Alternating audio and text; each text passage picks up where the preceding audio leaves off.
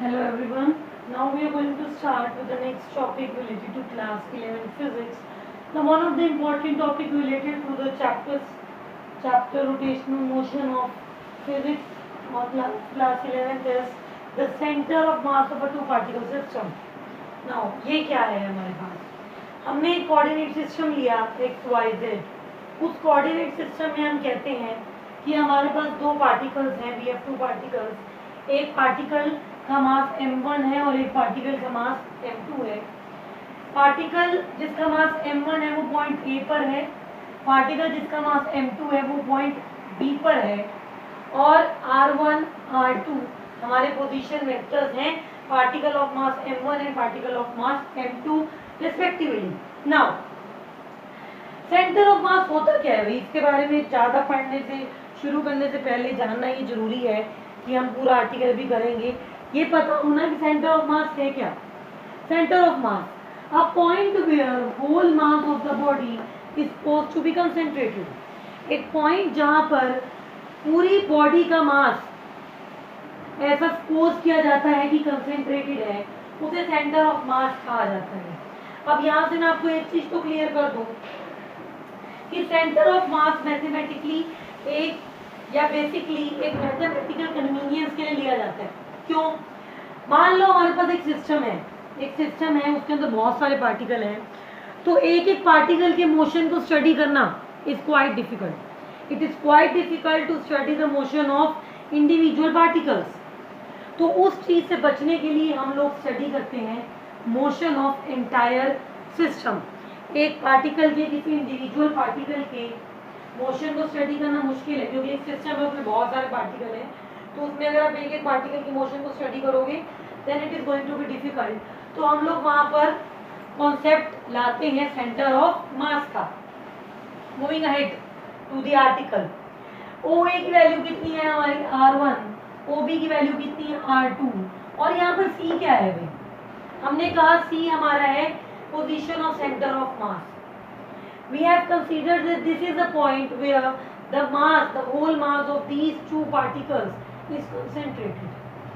हमने कहा कि ये वो मास है, ये वो जगह है सेंटर ऑफ मास जहां पर सिस्टम का जो मास है वो कंसेंट्रेटेड है.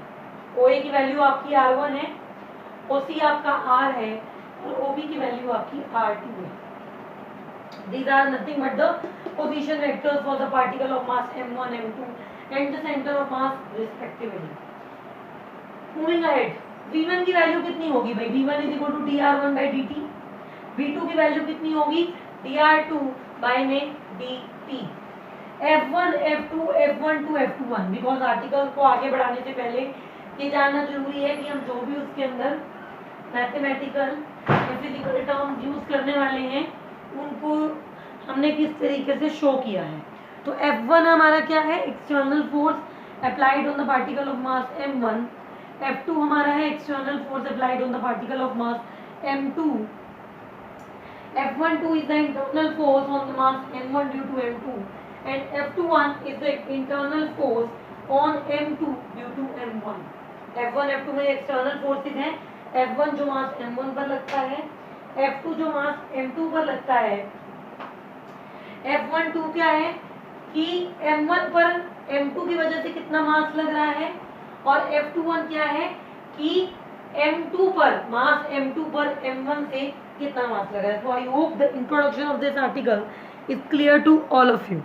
आगे बढ़ते हैं अभी इस आर्टिकल के बारे में. अगेन P1 की वैल्यू आप यहाँ पर क्या लिख सकते हो कि जो हमारा मोमेंटम है पार्टिकल 1 का और पार्टिकल ऑफ मास m1 वो क्या है? m1 v1 है. P2 की वैल्यू कितनी है हमारी? m2 v2. अब यहाँ पर इससे आगे वाले स्टेप में सेंटर ऑफ मास का जो एक्सप्रेशन है उसको प्रूव करने के लिए हम लोग कंसीडर करेंगे न्यूटन लॉस को. हम लोग न्यूटन लॉस को यूज करेंगे. यूजिंग न्यूटन सेकेंड लॉ को यूज करते हुए आप लिख सकते हो कि dp1 by dt होता है f12 plus f1. dp1 by dt होता है f12 plus f1. That is total force is equal to rate of change of momentum और time rate of change of momentum. तो ये आपका बन जाएगा d by dt P1 की जगह आप लिख दोगे M1 V1। तो फर्स्ट इक्वेशन आपकी यहाँ से बन जाती है dP1 by dt is equal to F12 plus F1। F12 F1, F21 F2 ये क्या है, इंटरनल फोर्सेज एक्सटर्नल फोर्सेज, वो मैंने आप लोगों को पहले ही नोटेशंस में क्लियर कर दिया है। I have already clear that concept to all of you. Now moving ahead, ये हम लोगों का क्या है, हमने न्यूटन सेकंड लॉ का यूज करते हुए हमने लिखा कि d by dt m1 v1 बराबर होता है f12 प्लस f1 या dp1 by dt के। Similarly the same equation is going to hold for the particle 2। इसी तरीके की इक्वेशन आपके लिए पार्टिकल 2 के लिए भी होगी, पार्टिकल ऑफ मास m2 के लिए भी होगी।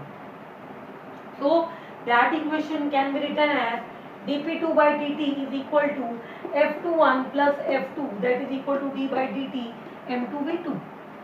dp2 by dt की आपकी क्या वैल्यू बन जाएगी, f21 plus f2 that is equal to d by dt m2 v2। So these two equations, equation 1 and 2 are written by using the very famous Newton second law। Newton second law का use करके हम लोगों ने इन दो expressions को लिखा है। Moving ahead, अब हम लोग ऐड कर देंगे इक्वेशन 1 और इक्वेशन 2 को। एडिंग 1 एंड 2, ये जो दो इक्वेशंस हैं इन्हें ऐड कर दीजिए। क्या बन जाएगा, d by dt m1 v1 plus d by dt m2 v2 is equal to f1 plus f2 plus f12 plus f21। Next step पे बढ़ने से पहले आई होप कि स्टेप आपको क्लियर होगा। हमने दोनों इक्वेशंस को ऐड कर दिया है। d by dt m1 v1 plus d by dt m2 v2 is equal to f12 plus f21 plus f2 plus f1।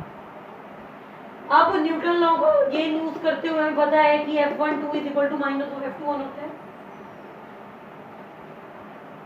f12 is equal to minus of f21 होता है और F1 प्लस F2 जो है वो हमें total force F देने वाला है या हमें टोटल एक्सटर्नल फोर्स देने वाला है।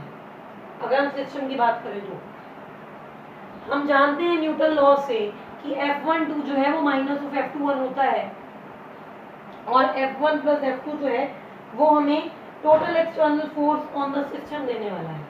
F1 क्या है हमारा external force on the particle of mass m1 और F2 हमारा क्या है external force on the particle of mass m2। इस इक्वेशन पर वापस आ जाएंगे। इन दो टर्म्स से, इन दो इक्वेशंस का यूज करके ये इक्वेशन हमारी क्या बनने वाली है, d by dt m1 v1 plus d by dt m2 v2 is equal to f। इन दो इंपॉर्टेंट इक्वेशंस का यूज करके हमारी जो अब इक्वेशन है that equation is going to take this particular form. वो बन जाएगी d by dt m1 v1 plus d by dt m2 v2 is equal to f। v1 की जगह आप लिख सकते हैं dr1 by dt, v2 की जगह आप लिख सकते हैं dr2 by dt। तो इक्वेशन बन जाएगी d by dt m1 dr1 by dt plus d by dt m2 dr2 by dt is equal to f। I hope up to this point the concepts are clear to all of you. Now moving ahead to the next part.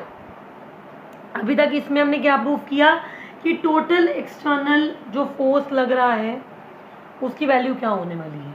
अभी तक हम लोगों ने देखा कि what is the value of total external force in our particular article.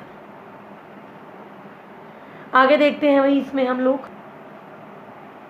Now moving ahead to the next point, ये हम लोगों की लास्ट इक्वेशन थी जो हम लोगों ने इससे पहले वाला जो लास्ट एक्सप्रेशन किया था वो ये था d by dt m1 into dr1 by dt plus m2 into dr2 by dt is equal to f, the sum of all the total external force acting on the system।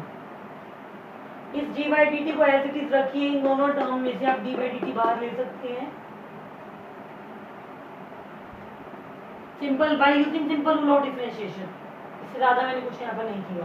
d by dt आपने इधर रखा m1 dr1 by dt plus m2 into dr2 by dt में से आप लोग dr by dt बाहर ले सकते हो तो अंदर बचेगा m1 r1 plus m2 r2 and that is again equal to f, the total external force। Now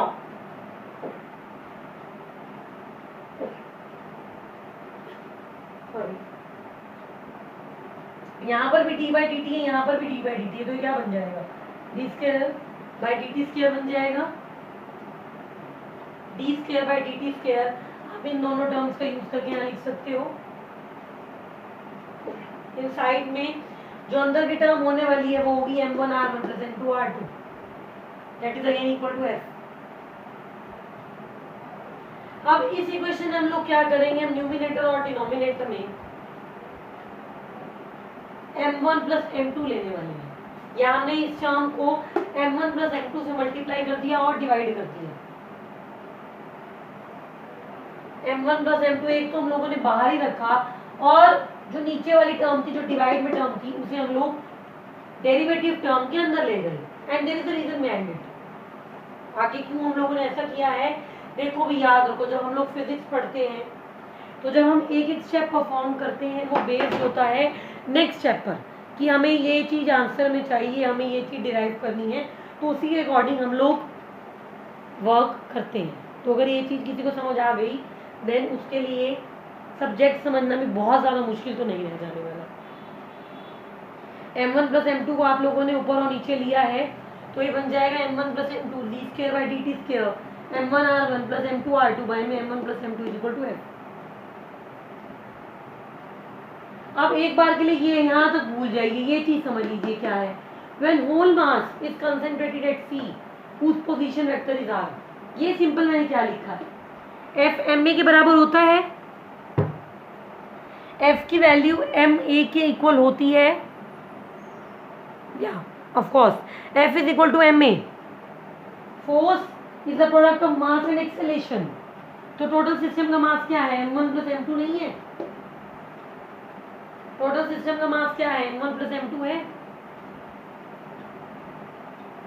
into acceleration that is D square X by D T square होता है। X क्या होता है, position vector. Centre of mass का position vector क्या है, R है।